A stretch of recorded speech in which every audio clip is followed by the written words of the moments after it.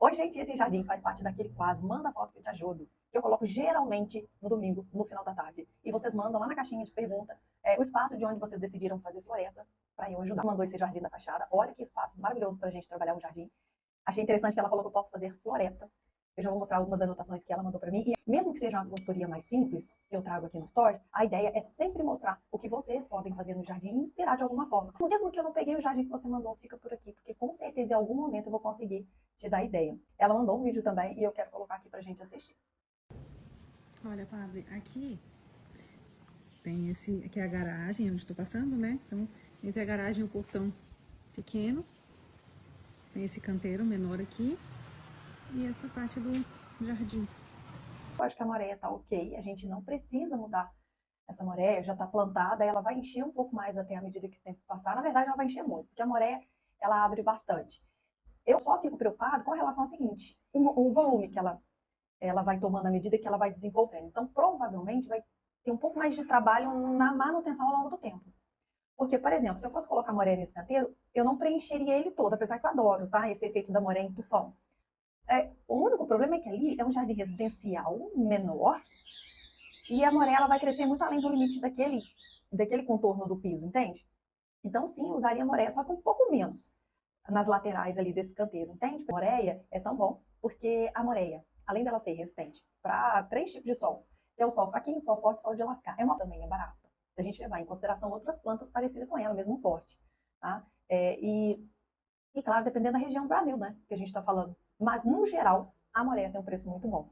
E isso é ótimo, porque quando a gente acaba de fazer o estudo do jardim, que vai partir para a etapa da cotação, né, que você pega para fazer o orçamento das plantas do jardim, você não está orçando assim 5, 8 plantas, 10 plantas, você está orçando ali às vezes 30 plantas. Então acaba que fica caro. Quando junta tudo, fica muito caro. Então, quando a gente pode usar uma planta de um preço bom, como é a moreia, a gente consegue baratear pelo menos um pouquinho o jardim. Aí ela fez também algumas observações, olha que interessante.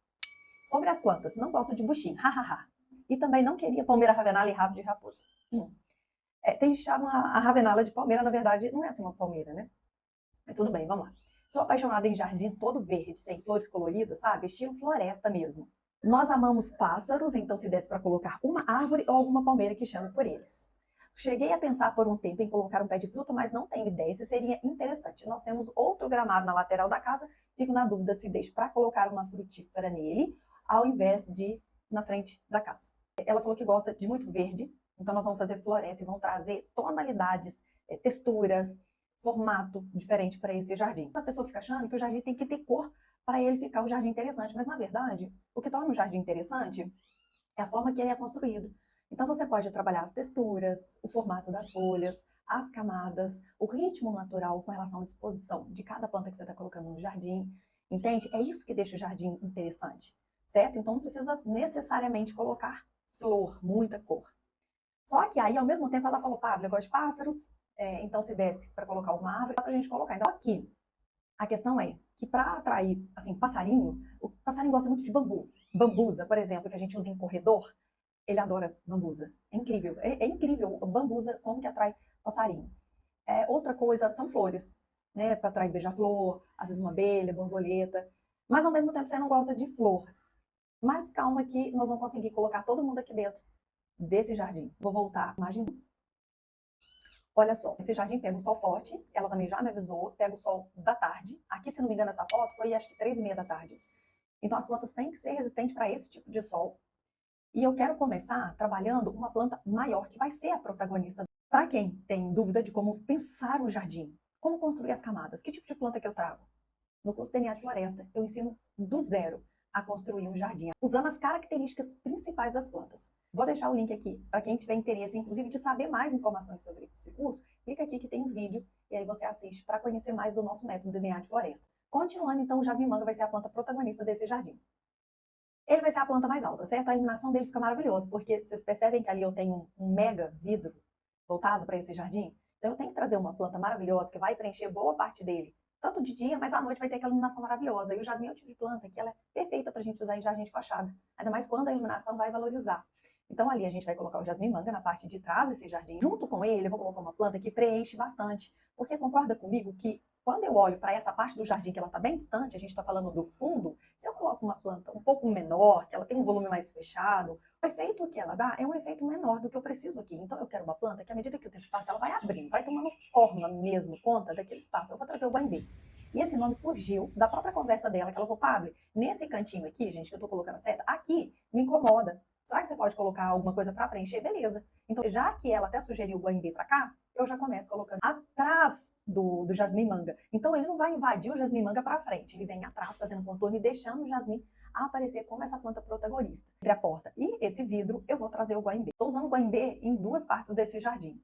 No começo e na parte final. E é interessante a gente repetir a planta. Às vezes você fica preocupado, mas parece que é falta de criatividade. Colocar a planta aqui e repetir lá no fundo. Na verdade, não.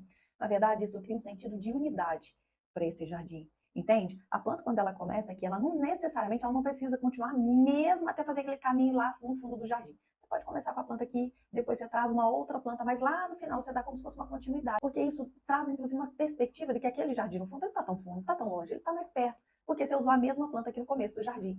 Entende? Junto com esse guaimbê na base dessa janela, eu vou colocar o capim-palmeira. Vai ficar maravilhoso, porque o formato da folha dele, ele tem essa curva para fora e vai ajudar, inclusive, a quebrar essa linha tão forte, reta, que eu tenho aqui de referência. Quando eu falo quebrar, gente, pelo amor de Deus, é no sentido visual.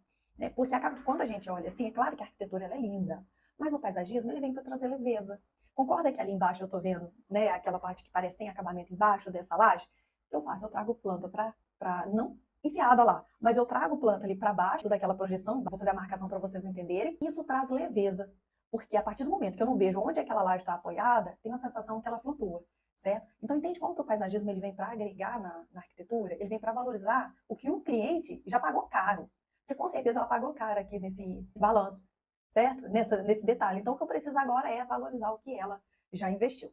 Então o capim-palmeira ele vem para deixar aquele espaço ali flutuando. Quem olhar de dentro vai ver que na base daquele piso tem do lado de fora, né? Tem aquele jardim bonito, sabe? Aquele capinzinho aparecendo. Na lateral um pouco mais alto, mas não tem problema, porque tá na lateral. E tem aquele jasmim manga maravilhoso de frente. Ah, e o jasmim manga ele floresce. Ah, então, assim, não gosto de flores, mas uma flor que atrai passarinho, então a gente tem o jasmim manga que ele não fica florido o ano inteiro, ele floresce em partes, em algumas épocas, principalmente no calor. Perto aqui da entrada da casa, eu vou trazer uma planta que é o fitosporo. E ele lembra um arbusto. Eu pensei nessa planta média baixa exatamente para a gente conseguir o destaque na planta protagonista principal. E essa arquitetura dela é muito bonita. Eu não preciso ficar colocando plantas maiores, mais altas. Certo? Porque eu tenho um muro do lado de cá, eu tenho um muro bonito no fundo, tem a arquitetura da casa, então aí eu não preciso estar colocando planta alta. Isso pode trazer um peso visual maior. Então eu trago essa planta ao lado da escada dessa passagem, eu trago uma planta, um arbusto para deixar mais baixo. Certo? E mantenho. Vocês repararam que à medida que eu fui falando o nome das plantas que eu estava escolhendo, eu expliquei por que de cada uma delas também. Isso porque nós não trazemos plantas de forma aleatória para o jardim. Cada uma delas tem uma função ali dentro daquela composição. Então agora eu quero usar as figuras botânicas para representar cada planta que eu usei aqui e mostrar para vocês como que esse jardim vai ficar.